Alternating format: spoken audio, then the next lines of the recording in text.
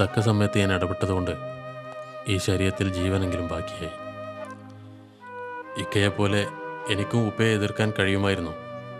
പക്ഷേ എൻ്റെ ഇക്കയുടെ വായിലേക്കൊരു തുള്ളി വെള്ളം ഒഴിച്ചു കൊടുക്കാൻ ഞാനിവിടെ ഉണ്ടാവണ്ടേ?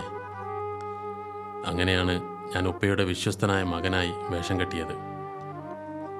ഇക്ക തളർന്നു വീണ ഷോക്കിലാണ് ഉമ്മ മരിച്ചത്.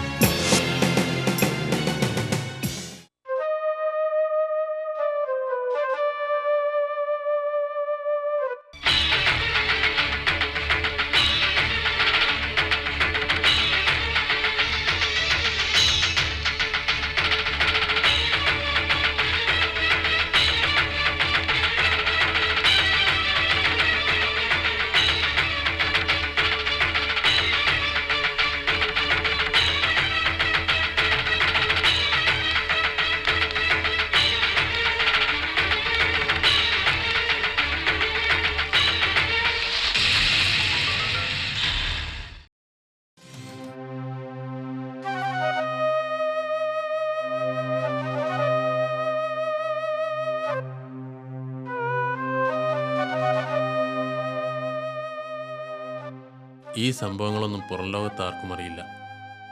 അറിയാൻ പാടില്ലെന്നാണ് മുതലാളിയുടെ ഓർഡർ. അഥവാ അങ്ങനെ സംഭവിച്ചാൽ ആ കിടക്കുന്ന സാധുവിൻ്റെ ജീവൻ കൂടി നഷ്ടമാവും.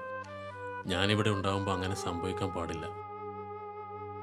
നീ മുമ്പ് പറഞ്ഞ പോലെ ഈ നാട്ടിലെ പാവങ്ങളെ അനാഥരാക്കി പോയി കളഞ്ഞ എൻ്റെ ഇക്ക ഇനി ജനങ്ങളുടെ മനസ്സിൽ ജീവിക്കട്ടെ.